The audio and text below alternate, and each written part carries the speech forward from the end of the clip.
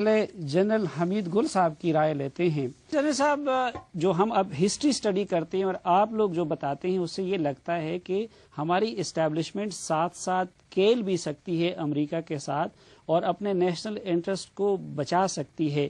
تو یہ بتائیے کہ موجودہ جو ہماری عسکری قیادت ہے یا جو ملٹری اسٹیبلشمنٹ ہے اس میں آپ کو کیا یہ صلاحیت نظر آتی ہے کہ وہ ان عزائم کو ناکام بنا دے گی یا کہ نہیں؟ یہ جو امریکیوں کے اور اسرائیل اور ہندوستان کے پاکستان کے حوالے سے جو عزائم آپ بتاتے رہتے ہیں اس میں وہ لوگ کامیاب ہو جائیں گے؟ نہیں، انشاءاللہ نہیں ہوں گے، لیکن بہرحال ان کی جو اپنی ریشہ دوانیاں ہیں وہ تو جاری ہیں اور جاری رہیں گی۔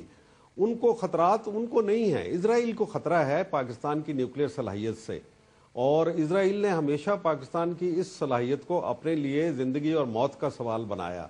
بھارت کو اس لیے ہے کہ اس کی جو ہیجمنی وہ بنانا چاہتا ہے، بالادستی قائم کرنا چاہتا ہے، اور امریکہ کی معاونت اس کو حاصل ہے۔ اس سلسلے میں جو پہلا ایشو امریکہ کے ساتھ سیٹل کرنے کا ہمارا ہے کہ ہمارا وہی نیوکلیئر سٹیٹس، یعنی عملاً ایک نیوکلیئر پاور سٹیٹس ہمارا قبول کرے جو انہوں نے ہندوستان کو گرانٹ کیا ہے۔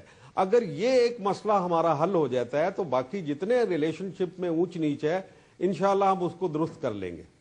اچھا جنرل صاحب، آپ فیوچر کی بات کرتے ہیں، کچھ لوگ کہتے ہیں کہ جی امریکہ کا مقابلہ جو ہے وہ جہاد کے بغیر اور اس کو للکارے بغیر جو ہے نہیں ہو سکتا۔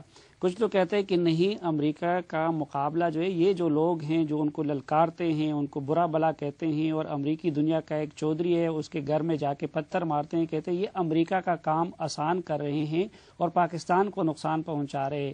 امریکہ کو آپ کیا سمجھتے ہیں کہ کس طرح ہم اس کو ہینڈل کر سکتے ہیں بہتر طریقے سے؟ دشمن ڈکلیئر کر کے، دوست بنا کے، یا کہ کوئی اور طریقہ ہو سکتا ہے؟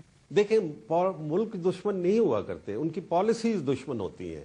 امریکہ کی جب تک اس قسم کی پالیسی ہے جو پاکستان کے مفادات سے ٹکراؤ کی کیفیت میں ہے تو یقیناً ہمیں اس کی مخالفت کرنی چاہیے۔ لیکن جو میں نے اس کے لیے اسٹریٹجی وضع کی ہے وہ 3D اسٹریٹجی ہے، اور اس کا مطلب ہے ڈیفائنس، ڈیٹرنس اینڈ ڈائلاگ۔ اس کے لیے ضروری ہے کہ ہم سلیکٹو ریسپیکٹفل ڈیفائنس اور ڈیٹرنس ہمارے پاس جو ہے وہ کیا ہے۔ پہلی بات یہ ہے کہ ہمارا نیوکلیئر ڈیٹرنس اس کو برقرار رہنا بہت ضروری ہے، ہندوستان کے لیے بھی ہے، اسرائیل کے خواہشات کے لیے بھی، اور امریکہ کی اپنی پالیسی کو چیک کرنے کے لیے جو پاکستان سے متصادم ہو۔ اور دوسری بات یہ ہے کہ جذبہ جہاد۔ جذبہ جہاد میں میں اس کو بتا دوں کہ ہمیں ان کے ساتھ لڑنے کی ضرورت نہیں ہے، لیکن ان کو یہ پتا ہو کہ یہ قوم جان پہ کھیل جائے گی، یعنی دی ول ٹو ریزسٹ۔ اگر اگریشن ہوتا ہے، اگر کوئی ہمارے ساتھ زیادتی ہوتی ہے تو وہ ریزسٹ کرنے کی ول پاکستانی فوج کے اندر اور پاکستانی قوم کے اندر اللہ کے فضل سے موجود ہے۔